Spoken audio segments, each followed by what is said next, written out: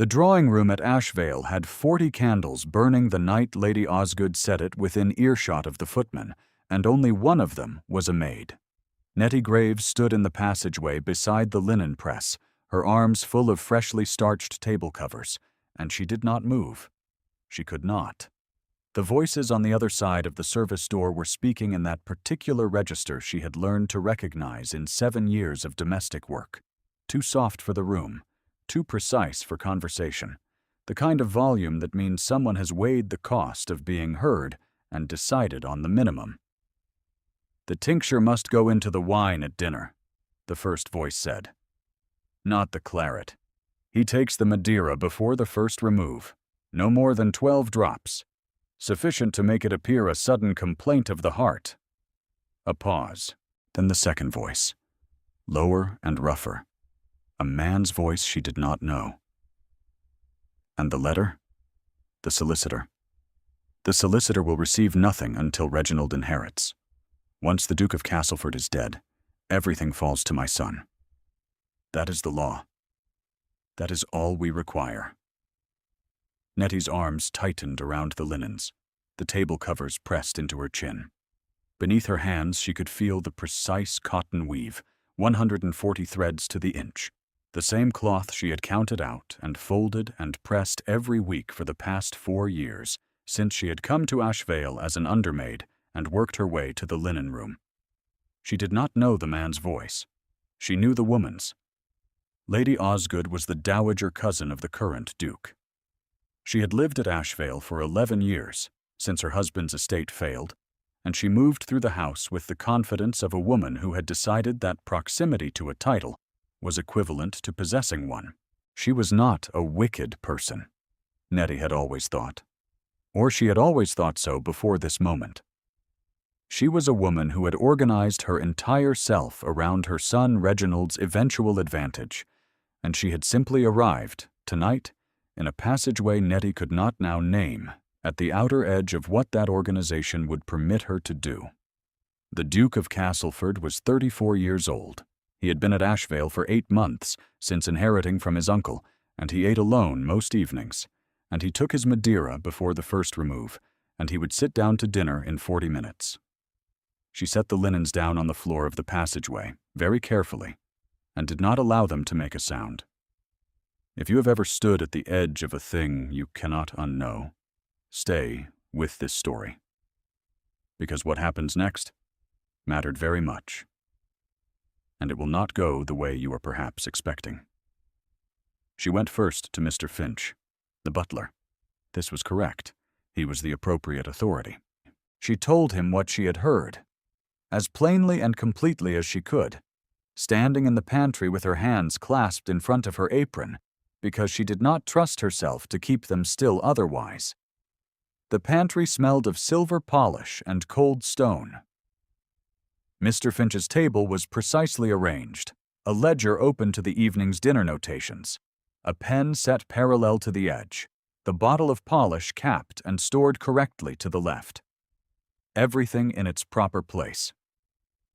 She could feel the table covers folded over her arm, the ones she had carried into the passageway and set down on the floor when she left to come here. She had gone back for them first, from some instinct she could not name. The instinct of a woman who has learned that the only thing she controls is whether or not she has done her work. Mr. Finch listened with his hands behind his back. He was 61 years old, and had been in service for 45 of those years, and he looked at her with an expression she recognized. Not disbelief, precisely. Something more damaging than disbelief. The look of a man who has already decided what is possible and found her account outside that boundary. "You were, by your own account, in the service passage," he said. The drawing-room door was closed. Lady Osgood holds the Duke's household in high esteem. She has been a fixture of this house since. "I know how long she has lived here," Nettie said. "I was in the passage. I heard her clearly. The dinner is in 35 minutes. She heard herself speak. She heard the plainness of it, the absence of tremor. and she understood that she was more frightened than she had known, because fear on this scale had gone past the body's ability to produce its ordinary signals. Her hands were clasped. Her voice was steady. She was terrified, and it was completely invisible. And she knew that to Mr. Finch this steadiness looked like the composure of a woman who had convinced herself of something unlikely. "Miss Graves." He said her name with the particular weight of a man who rarely said it at all. "You are an excellent worker, a sensible girl. I will not have you bringing accusations of this nature against the family on the basis of an overheard passage through a closed door. Go and finish the table covers." She went to the housekeeper next. Mrs. Trout heard her out with the same expression, modified only by the addition of a soft clucking sound that managed to convey sympathy and dismissal simultaneously. "My dear, you've had a fright," she said. "It was likely some domestic conversation about the wines. Lady Osgood takes a great interest in the cellar arrangements, and you misheard. The service passage does carry sound oddly. Now, the Duke's dinner will not lay itself." It was 26 minutes until the first remove. Nettie stood outside Mrs. Trout's sitting-room door and thought, with a cold precision she had not known she possessed, about the 12 drops and the Madeira glass and the way Lady Osgood had said the word sufficient. Not hopefully, not tentatively. As a woman who has already calculated the mathematics of the thing. She had never spoken to him. In 8 months of his residence, she had exchanged perhaps 40 words with him in passing, all of them domestic in nature. "Yes, Your Grace," and "Certainly, Your Grace." And once, in the corridor near the library, when she had nearly walked into him around a corner, a brief, flustered apology, and his equally brief, "Not at all," delivered to the middle distance somewhere above her left shoulder. He was a tall man, angular, with the stillness of someone who had spent many years deciding what not to say. His hair was dark, and his jaw was sharp, and he rarely smiled, and the rest of the household read this as coldness. Nettie had always been less certain. Coldness looked a particular way in her experience. What the Duke wore was something else, the expression of a man who keeps his interior arrangements very private, who has learned that showing what you feel is a kind of debt you will eventually be asked to repay. She had 19 minutes. She walked to the study. She knocked 3 times, which was 2 more than she should have. Then she opened the door because no one answered, and the Duke was standing at the window with his coat off and his cravat loosened and a letter in his hand, and he turned with the sharp, complete attention of someone who had not expected to be interrupted. "Your Grace," she said. Her voice was entirely level. This surprised her. "I am Nettie Graves. I work in the linen room. I need to speak to you about your dinner this evening, and I need to do so now. And I understand that what I say will sound very unlikely. And I ask only that you hear me to the end." He looked at her for a full 4 seconds before speaking. She had time, in those 4 seconds, to become aware of the linen room smell she carried, starch and warm cotton and lavender, and how little it suited the study's mahogany and old leather, and how the firelight fell across his face at exactly the angle that revealed he was not cold at all, only guarded, a distinction that mattered and that she catalogued and set aside for later. "Speak then," he said. She spoke. She told him everything, in the same plain and complete manner she had used with Mr. Finch. The tincture, the Madeira, the 12 drops, the solicitor and Reginald, the voice she recognized and the voice she did not, the time. He stood very still while she talked. He did not interrupt. He asked no questions. His face did not change in any visible way except that after perhaps 30 seconds, she noticed his hand, the one not holding the letter, had closed slowly into a fist at his side. Not in anger. something more controlled than anger. When she finished, he said, "You went to Finch?" "Yes, and to Mrs. Trout." "And they sent you away?" "Yes, Your Grace." He looked at her for another long moment. Then he set the letter down on the desk, with the specific care of a man who has decided what to do next. "Go back to your regular duties," he said. "Do not tell anyone else. If you are asked about this conversation, you came to return a handkerchief you found in the service passage." He crossed to the door and held it for her, which dukes did not do for maids, and she walked through it. And she heard him call for his valet. And 3 minutes later, she was back in the linen room with her hands spread flat on the table and her eyes on the ceiling and her heart loud enough to hear. She did not know what he would do. She did not know if he believed her. She did not know if she had done the right thing or only the necessary thing, and whether those were the same. What she did not know was that he had, in the 8 months since inheriting Asheville, already begun to receive small and particular pieces of information about his household that suggested something was not right. The ledgers had been showing irregularities he had not yet been able to trace. His previous secretary, a man named Aldwell who had served his uncle for 20 years, had resigned abruptly in February with a reference letter that praised him to excess and revealed nothing. His physician in London had mentioned, in passing, a case he had recently seen, a gentleman in Derbyshire, young, a sudden complaint of the heart, and the phrasing had lodged somewhere in the Duke's memory with the particular discomfort of an incomplete sentence. He had not yet assembled these things. They were elements. She had just handed him the key. He did not eat the Madeira.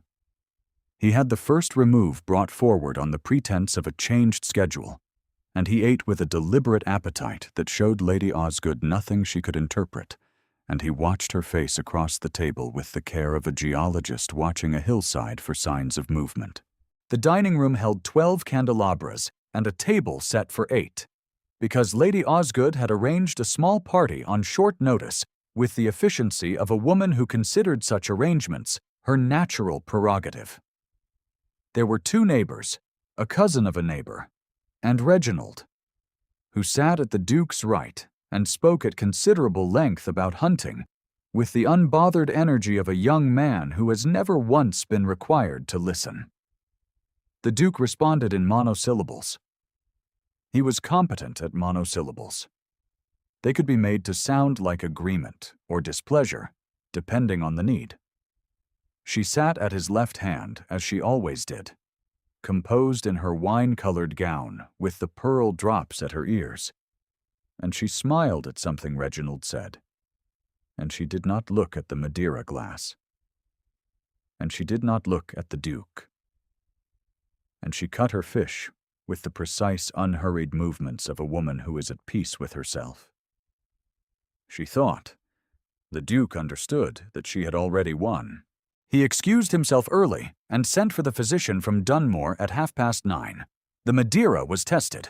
The physician confirmed the presence of a compound he named in clinical terms with one clear meaning, sufficient to stop a man's heart. 12 drops, the Duke said, and the physician closed his eyes briefly and said yes. That would have done it. That would certainly have done it. Reginald Osgood was at the card tables in the east parlor. He was 22 years old and had the pleasant, vacant expression of a young man who had never been required to think past the immediate present because someone had always arranged the future on his behalf. He did not know, the Duke was nearly certain, what his mother had organized. He was simply the beneficiary. The machinery had been Lady Osgood's alone. She was sent for at 10:30.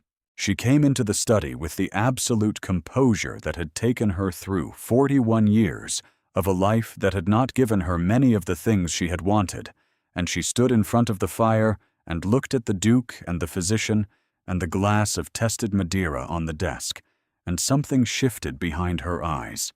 Not guilt, not quite, but a kind of recognition. "The household staff cannot be trusted to keep their mouths closed," she said. It was not a question. "One of them cannot," the Duke said. "Fortunately for me." She said nothing further.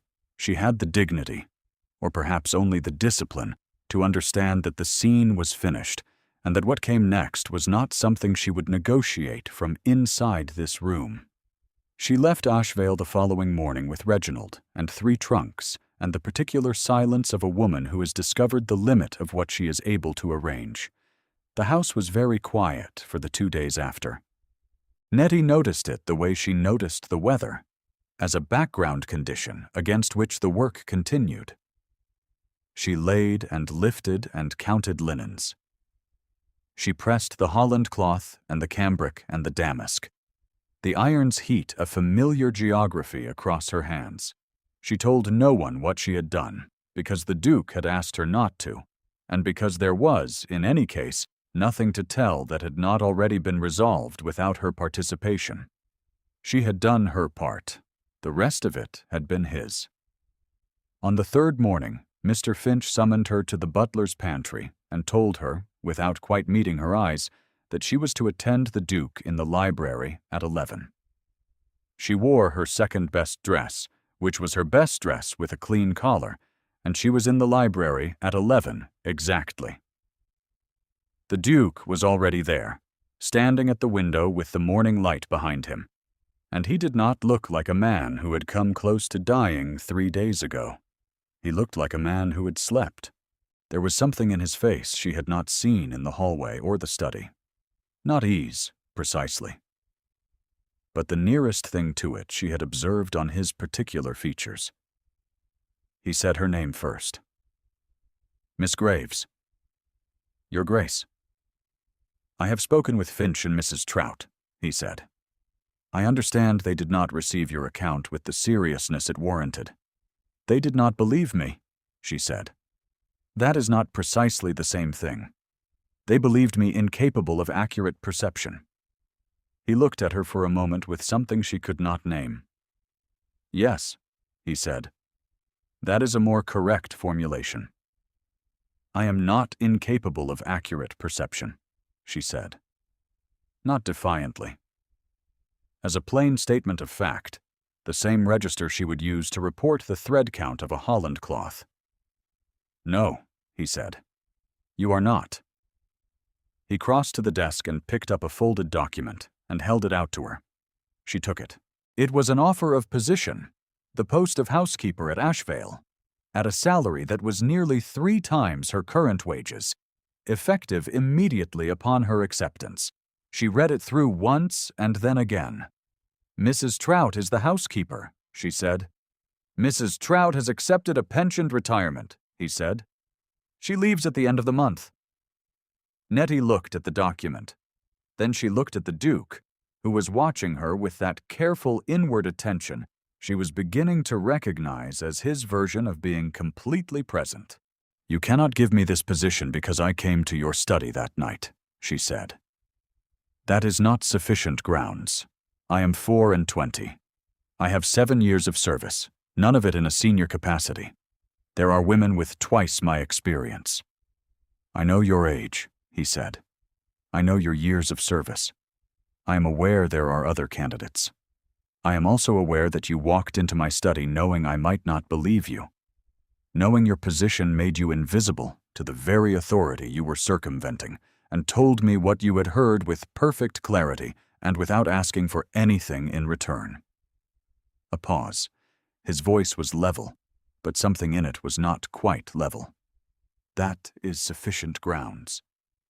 Nettie looked at the document again. Her hands were very still. "I will need proper training in the account books," she said. "The steward will provide it. And the footmen have been accustomed to Mrs. Trout's particular system for the silver inventory. I will need your authority to make changes there." "You will have it." She folded the document. She looked up at him. "Then I accept," she said. "Thank you, Your Grace." He nodded. She turned to leave. She had her hand on the library door when he said her given name for the first time. Not formally, not as a summons, as a thing he had decided to say. Nettie. She turned back. The compound they found, he said. In the glass. It takes approximately 1 hour to work. It would have happened during dinner. He held her gaze with the gray specificity of his eyes. I would like you to know that I understand precisely what you prevented. She stood with her hand on the doorframe for a moment that stretched. Yes, Your Grace, she said. She left. She was halfway down the corridor to the linen room, her old route, the one her feet knew by muscle memory, the service passage with its corner and its particular acoustic quality, when she stopped. The passageway was empty. The house was quiet around her, in the way large houses are quiet when they have been emptied of the thing that was wrong in them. She stood there for a moment with her hand on the wall and thought about the cotton of the linens and the weight of a position offered and the way the Duke's voice had changed on her name.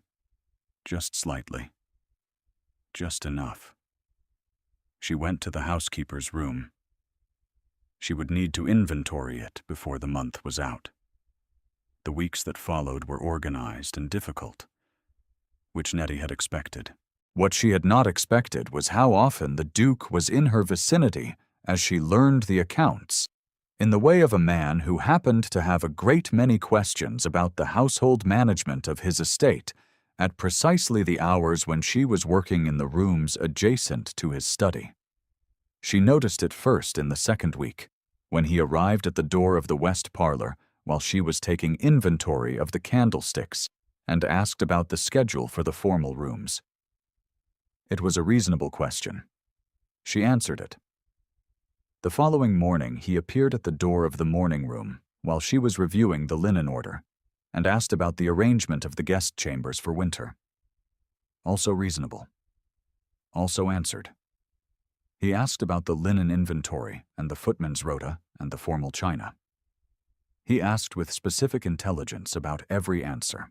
He stood in the doorways, always, never entering the rooms, which she understood was deliberate, because he was a man who was deliberate in the placement of himself in a room.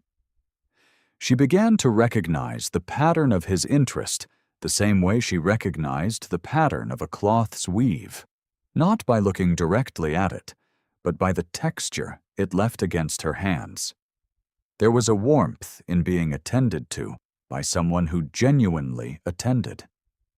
She held it at a slight distance and examined it for accuracy, as she examined everything.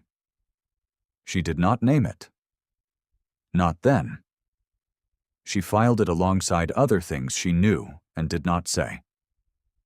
He asked her once, in early January in the library, whether she missed the linen room. She had brought him the household accounts, which he reviewed himself now rather than leaving them to the steward. He looked up from the ledger. The firelight made the angles of his face specific and human and warmer than the morning light did. I miss the predictability of it, she said. The iron and the cloth. You always knew what you had done at the end of the day. And now you do not? Now I know what I have done, but the day produces new questions faster than I can answer the old ones. It is a different kind of knowing. He was quiet for a moment with his eyes on the ledger, and then he said, Not quite to the room. Yes. I understand that. He was not talking about the accounts. She understood that, too.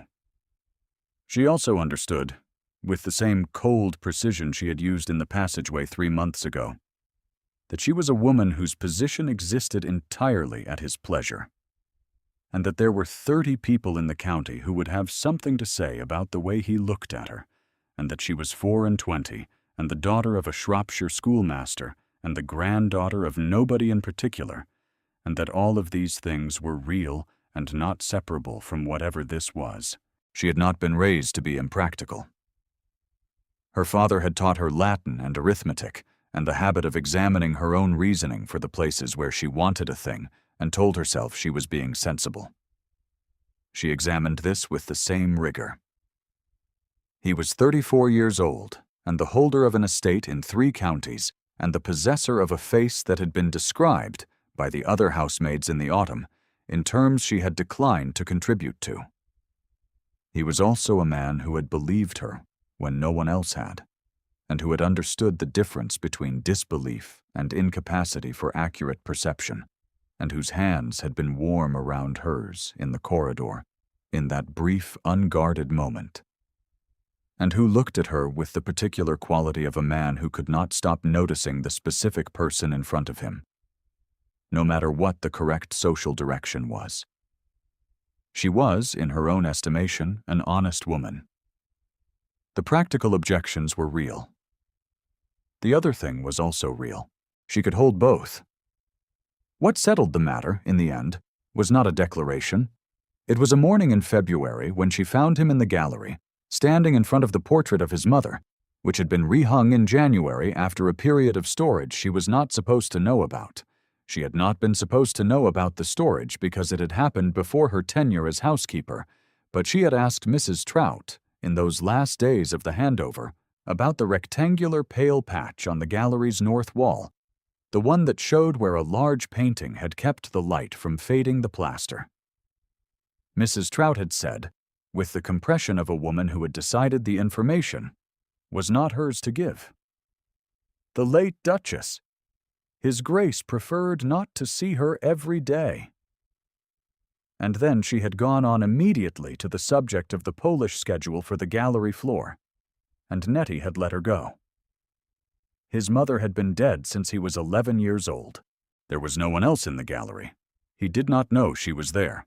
She had come up through the service stair to check the condition of the north gallery ceiling after the January frost, which had been reported to have stressed the plasterwork in that wing. She had her inventory notebook in her hand and her attention on the ceiling, and she pushed open the gallery door and stopped. He was standing with his back to her, still in his morning coat, the coat he changed into after breakfast and wore until the formal afternoon. His hands were clasped at his back in a configuration that was his public posture. She had learned it completely, had catalogued it along with the 14 other small physical patterns that constituted his daily presence in the house, and it was carrying something different now. The weight in it was different. The angle of his shoulders was different by some small number of degrees that she could not have named to anyone else, but that she recognized entirely. She had seen people grieve in domestic service. It was inevitable, over 7 years, in houses where people lived and died. But she had not seen grief like this before. Not weeping, not visibly distressed, only standing with the quality of a man who had put himself very close to something he could not fix, because he needed to stand close to it. Because the standing near was all he had. The portrait was large. A woman in white, seated, with dark hair arranged high and a particular tilt to her chin that she recognized. His chin, his jaw, his gray eyes, the specific composure he wore as a face. All of it derived directly from the woman in the portrait who had died when he was 11, and who had been stored in the dark because he could not look at her every day, and who had been taken out again in January, apparently. Because something had changed, and he could. She understood that then. Not the fact of his grief. She had known he had one. But the particular shape of it. The way it organized everything else. The reason he did not speak much and did not soften his face and issued short commands that were protection dressed as authority. He had been standing near the unfixable for a very long time. She turned and left the gallery without sound. She was in the morning room going over the china inventory when he found her an hour later. He said nothing about the gallery. He stood in the doorway with his coat properly arranged and his face in its usual, careful configuration. The morning room held the best light in the house at this hour, a fact she had catalogued early and used for tasks requiring close attention. The china inventory was spread across the writing table, 47 pieces of the formal spode, 9 of which she had noted required assessment for hairline damage from the last winter's handling. She had been in the middle of the 9th notation when she heard his step in the corridor. She knew his step now by the fall of it, the particular rhythm of a man who moved with economy and purpose. She had not looked up. She had written 3 more words in the notation, and then set down her pen and waited. "The Hartley family will be visiting next month," he said. "Lord Hartley and his wife and their daughter. Miss Hartley is understood to be the young lady Lady Osgood had selected as a suitable match for Reginald." He paused. "She is now available, I am told, in the general sense." "I see," Nettie said. "She is very accomplished," he said. "I am told she plays the pianoforte and embroiders and speaks adequate French. That is a fine set of accomplishments." He looked at the china inventory in her hands. Then he looked at her. "I have no interest in adequate French," he said. A beat of silence. The morning room was very still, and outside it the February light was pale and specific on the frozen garden, and somewhere in the house a fire was being laid in the east parlor, the sound of it carrying faintly through 2 walls. "Your Grace," she said carefully, "you hold your title and your position and the expectations that come with both." "Are mine to manage," he said. The quietness in his voice was not cold. It was the quietness of a man who has decided precisely what he means and is saying it once. "I have been managing expectations for 23 years. I am competent at it. I am choosing, at present, to manage them in a particular direction." She put the inventory list down on the table. "I am the housekeeper," she said. "You were a maid a month ago," he said. The category has not proven fixed. The thing that lived in the center of her chest, the thing she had been filing carefully alongside all the other things she knew and did not say, moved. She felt it move. It was not an unpleasant sensation. It was the sensation of a thing that has been held very still, beginning to know that it is allowed to be otherwise. "I cannot be seen to have accepted this position in exchange for that." "You said that at the start," he said. "I addressed it at the start. My memory of that conversation is entirely intact." She looked at him. He looked at her, with his gray eyes and his particular attentiveness, the kind of attention she now knew was not coldness, but its opposite, a man who saved it carefully and gave it rarely and was, at this moment, giving it entirely to her. "You will be discussed," she said. "I have been discussed my entire life," he said. "It does not appear to have caused permanent harm." "I will be discussed." "Yes." He did not flinch from it. "I will not pretend otherwise. The choice is yours." She stood in the morning room with the February light coming through the tall windows and the household accounts on the table beside her, and the weight of a life she had organized around knowing her place in it. And she thought about the passageway, and the linens, and the 19 minutes, and the moment she had walked into his study, knowing only that she had to say what she had heard, and that he might not believe her, and that she would say it anyway. She had walked through doors she was not supposed to walk through before. "I will need time," she said. "Yes," he said.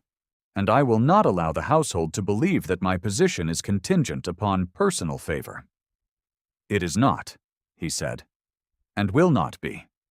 If you decide in the negative, you remain housekeeper for as long as you choose to hold the post.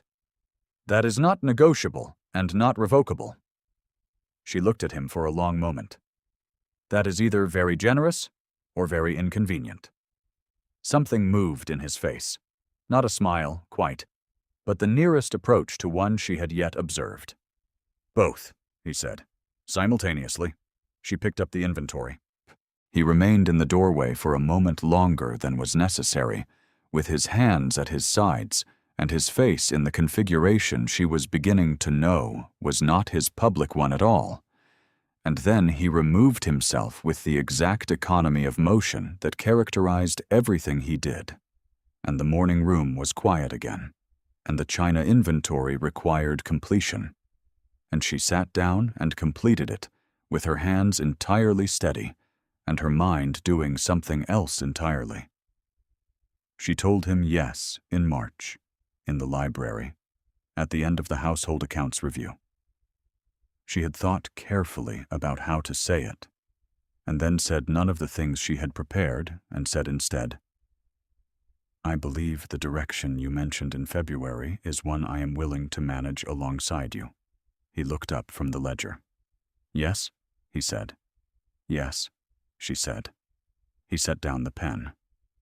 He came around the desk in 3 precise steps, which was the same number of steps she had seen him cross rooms in before.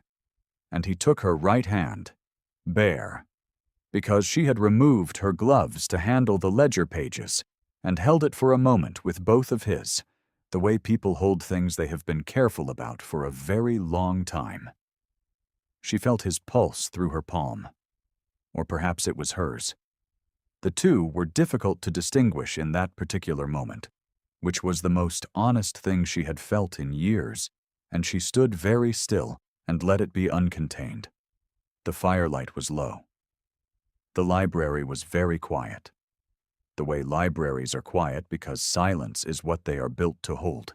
His hands were warm and large and held hers with neither grip nor looseness, simply present around it, and she was aware of the specific warmth of him at that distance, and the way his face, when she looked up, was not in any configuration she could call public. Then he let go and stepped back to a proper distance, because they were in the library with the door open. And he was who he was, and she was his housekeeper. And the world moved at the pace the world moved at, and not faster. "The Hartley visit should be redirected," he said. "I will write the note," she said. She was entirely composed. Her composure and the warmth in her face were both genuine, which she found for the first time in her adult life required no management. They were married in June, in the church at Dunmore, with 8 people present, and the spring light coming through the old windows at an angle that turned the stone to gold.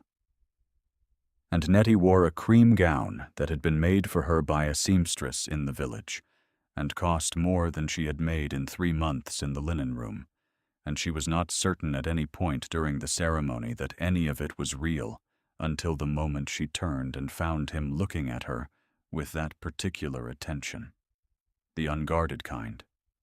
The kind she had first seen in his face in the gallery in February. And she understood that she was seeing the thing he held most private, and that he was showing it to her deliberately, and that this was his version of saying everything he had not yet said aloud. She held it. She did not look away. They walked out of the church into the June morning, and his hand was at her elbow, and the world was loud with bird song, and the grass of Dunmore churchyard was very green. The housekeeper's room at Ashvale became her sitting room, eventually.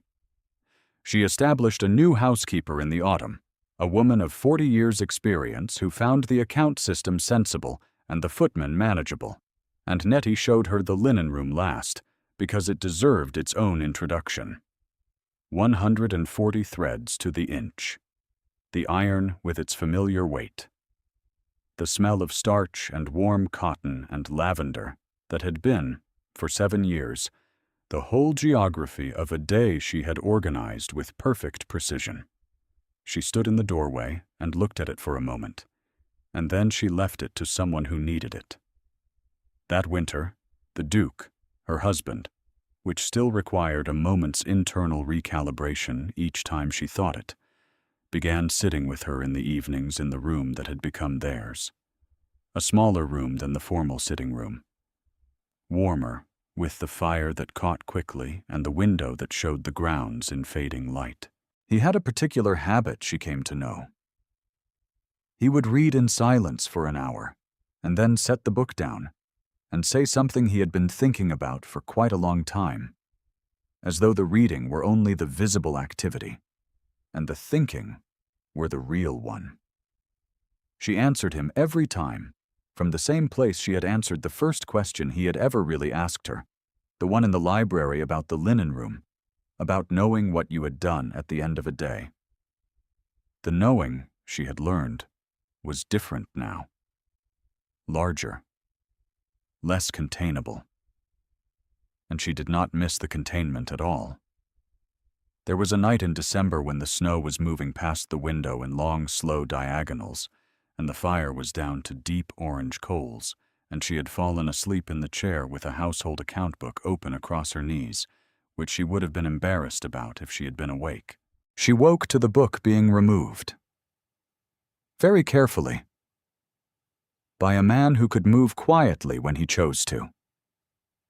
And she looked up to find him standing over her with the account book in one hand, and an expression on his face she had no name for yet, though she was learning it.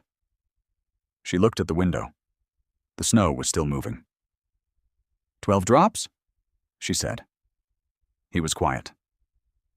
I think about it sometimes, she said. Not often. The arithmetic of it.